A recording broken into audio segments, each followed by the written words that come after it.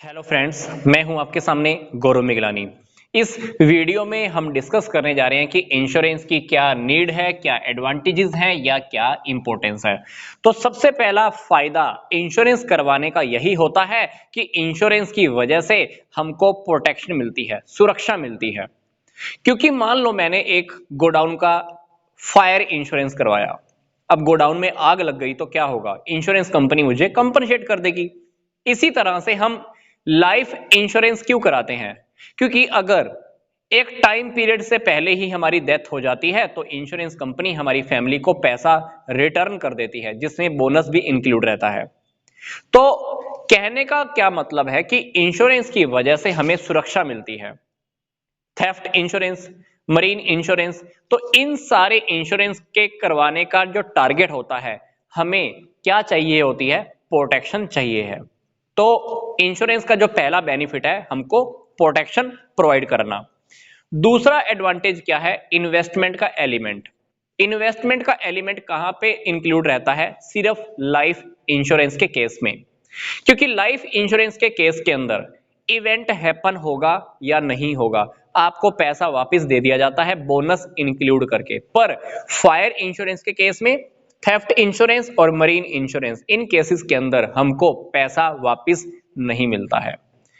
Fire insurance, theft insurance और marine insurance के case के अंदर हमको पैसा कब वापस मिलता है? जब इवेंट हैपन होता है। जबकि लाइफ इंश्योरेंस के केस के अंदर हमने पॉलिसी ली मान लो 40 साल की, 40 साल तक हमें कुछ नहीं हुआ तो डेफिनेटली इंश्योरेंस कंपनी हमें तब भी पैसा वापस दे देगी। अगर 40 साल से पहले डेथ हो गई तो हमारी फैमिली को पैसा मिल जाता है। तो यही बात है कि लाइफ इंश्योरेंस की पॉलिसीज के अंदर हमारा इन्वेस्टमेंट का एलिमेंट इंक्लूड रहता है, जबकि फायर इंश्योरेंस, थेफ्ट और मरीन इंश्योरेंस के अंदर अगर आग नहीं लगी, चोरी नहीं हुई और या समुद्री यात्रा के दौरान कोई दुर्घटना नहीं हुई तो हमको इंश्योरेंस का पैसा वापस नहीं मिलता। लाइफ इंश्योरेंस के केस के अंदर इन्वेस्टमेंट का एलिमेंट इंक्लूड रहता है। तीसरा एडवांटेज क्या है? Distribution of risk. मान लो मैंने इंश्योरेंस नहीं कराया हुआ तो सारा रिस्क किसका है? मेरा है। अब मैं इंश्योरेंस कंपनी से रिस्क डिस्ट्रीब्यूट कर लेता हूं, अपना रिस्क उसको ट्रांसफर कर देता हूं। मैं ये पॉइंट भी क्रिएट कर सकता हूं। मैंने क्या किया? इंश्योरेंस कंपनी से मैंने इंश्योरेंस करवा लिया, अब मेरा रिस्क उसके पास चला गया, मेरी रिस्पॉन्सिबिलिटी उसकी हो गई। तो डिस्ट्रीब्यूशन ऑफ रिस्क का टॉपिक रियलिटी में है क्या, इसको थोड़ा ध्यान से समझ लेते हैं। मैंने मान लो इंश्योरेंस कंपनी से इंश्योरेंस करवाया, अब इंश्योरेंस कंपनी के पास पता नहीं कितने सारे लोगों से पैसा आता होगा। इंश्योरेंस कंपनी के पास पता नहीं कितने सारे लोगों से पैसा आता होगा। अब मान लीजिए इन सभी लोगों में से किसी एक पर्सन को नुकसान हो जाता है तो इसको जो पैसा कंपनसेट किया जाएगा, कहां से किया जाएगा? इन सबके पैसे में से ही किया जाएगा। तो रिस्क देखा जाए तो डिस्ट्रीब्यूट हो गया है, इन सब के पैसे में से इसका रिस्क इंश्योरेंस कंपनी ने कवर कर दिया है। तो कहने का क्या मतलब है कि हमारा जो रिस्क होता है वो बहुत सारे लोगों के अंदर डिस्ट्रीब्यूट हो जाता है। डिस्ट्रीब्यूट करने का काम कौन करेगा? इंश्योरेंस कंपनी करेगी। तो एक एलिमेंट इसी के बिहाफ पर मैं आपको और भी बता देता हूं। रिस्क की रिस्पॉन्सिबिलिटी इंश्योरेंस कंपनी की हो जाती है।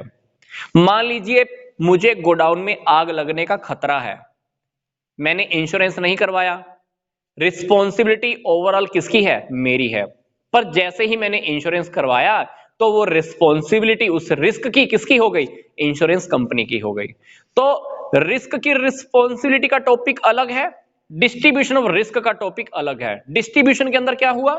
मेरे को जो नुकसान हुआ वो सारा रिकवर कहां से हुआ? बाकी लोगों के पैसे में से थोड़ा थोड़ा करके मुझे डिस्ट्रीब्यूट किया गया है। तो यहां पर रिस्क के डिस्ट्रीब्यूशन का टॉपिक था और मैंने आपको एक टॉपिक और भी बता दिया है, रिस्क को ट्रांसफर करने का टॉपिक। रिस्पॉन्सिबिलिटी इंश्योरेंस कंपनी की हो जाती है, वो topic. Advantage number 4, loan facility. जब जब हम इंश्योरेंस करवाते हैं तो हमारी मार्केट वैल्यू इंक्रीज हो जाती है। क्योंकि मान लो मैंने किसी से पैसा लिया हुआ है, मान लो मैंने किसी से पैसा लिया हुआ है तो उस पर्सन को अब ये बेनिफिट रहेगा कि मैंने इंश्योरेंस पॉलिसी ले रखी है, क्योंकि अगर मुझे कुछ हो जाता है तो वो पर्सन क्या करेगा, मेरे लोन की अमाउंट में से मेरे इंश्योरेंस पॉलिसी से जो पैसा मुझे मिलने वाला है वहां से पैसा अपना रिकवर कर सकता है। फॉर एग्जाम्पल, मान लीजिए ए ने बी को लोन दिया हुआ है। क्या दिया हुआ है? लोन दिया हुआ है। अब बी ने इंश्योरेंस पॉलिसी मान लो नहीं ले रखी। अब मान लो बी की डेथ हो गई तो ए को पैसा कौन देगा? कोई भी नहीं देगा। पर अगर ए ने लोन दिया है बी को और बी ने इंश्योरेंस की पॉलिसी ले रखी है, तो अगर बी की डेथ हो गई तो ए क्या करेगा? उस इंश्योरेंस पॉलिसी में से अपने लोन का पैसा रिकवर करने की हिम्मत रखता है। दूसरा बेनिफिट ये भी होता है, इंश्योरेंस के पेपर आप कहीं पर गिरवी रख के लोन भी ले सकते हो और आप अपनी प्रॉपर्टी को भी गिरवी रख सकते हो। मान लो मैंने अपने गोडाउन के माल का इंश्योरेंस करवा रखा है, तो उस माल को मैं कहीं पर बंधक भी बना के रख सकता हूं, उसके ऊपर लोन भी ले सकता हूं, तो क्योंकि मुझे वहां पर सेफ्टी मिल जाती है। तो इंश्योरेंस पॉलिसी जैसे ही आप लेते हो तो आपकी गुडविल बढ़ जाती है और आपको लोन की फैसिलिटी भी मिल जाती है। लोग आपको लोन देने के लिए तैयार रहेंगे, क्योंकि उनको क्या रहेगा कि अब मैं इस पर्सन को लोन दे सकता हूं क्योंकि इसने इंश्योरेंस पॉलिसी ली हुई है। अगर ये व्यक्ति मर भी गया तो मैं लोन का पैसा वहां से रिकवर कर लूंगा। पांचवा जो बेनिफिट है वो है encouragement to saving. Insurance policy लेने से क्या होता है, हमको हर 6 महीने में, 3 महीने में या हर साल क्या करना होता है? इंश्योरेंस पॉलिसी का अमाउंट पे करना होता है। तो कहीं ना कहीं हमारे अंदर सेविंग करने की हैबिट आ जाती है। अगर हमको इंश्योरेंस पॉलिसी पे ही ना करनी हो तो फिर कहां सेविंग करते हैं हम? सेविंग करने की हैबिट नहीं आती है।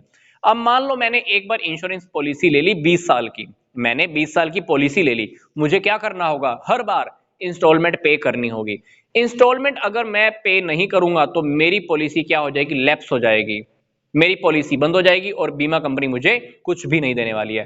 तो इस डर की वजह से ही मैं क्या करूंगा? हर बार पैसा सेफ रखूंगा, सेव करूंगा और इंस्टॉलमेंट पे करता रहूंगा। तो मेरी कहीं ना कहीं पैसे को सेव करने की आदत डल जाएगी। तो इंश्योरेंस की वजह से लोगों के अंदर मोटिवेशन जागता है कि वो पैसा सेफ रखें।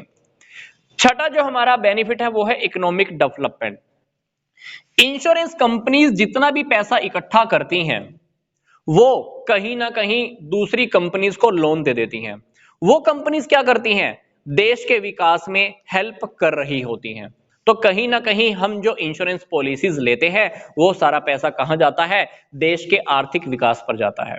तो डेफिनेटली ये एडवांटेजेस किसको मिला? देश को मिला, अल्टीमेटली हमको मिला। फिर अगला जो पॉइंट है वो है मोर एम्प्लॉयमेंट। अब सोचकर देखिए, जब जब इंश्योरेंस कंपनीज खुलती हैं तो इंश्योरेंस के कितने सारे एजेंट होते हैं, कितने सारे लोग ऐसे होते होंगे जिनको नौकरियां मिलती होंगी, जिनको काम मिलता होगा। तो इंश्योरेंस के काम की वजह से डेफिनेटली बहुत सारे लोगों को रोजगार उपलब्ध होता है, नौकरियां मिलती हैं। अगला जो एडवांटेज है वो है रिबेट इन इनकम टैक्स। जब जब हम इनकम टैक्स भरते हैं तो उसके अंदर हम इंश्योरेंस पॉलिसी के नेम पर रिबेट भी ले सकते हैं, क्योंकि जब जब हम इंश्योरेंस करवाते हैं तो वो इनकम टैक्स के अंदर डिडक्टेबल होती हैं, उसकी हम छूट हासिल कर सकते हैं। तो ये था हमारा सिंपल सा टॉपिक कि इंश्योरेंस की क्या जरूरत है, क्या इंपॉर्टेंस है, या ये कह लीजिए क्या एडवांटेजेस हैं। तो सबसे पहला पॉइंट था providing protection, second investment element, third distribution of risk, risk बाकी सब लोगों में डिवाइड हो जाता है, लोन की फैसिलिटी मिल जाती है, हमें सेविंग करने की हैबिट डल जाती है, देश का विकास हो जाता है, बहुत सारे लोगों को नौकरियां मिलती हैं इंश्योरेंस कंपनीज की वजह से, और हमको इनकम टैक्स में इंश्योरेंस की बिहाफ पर छूट भी मिल जाती है।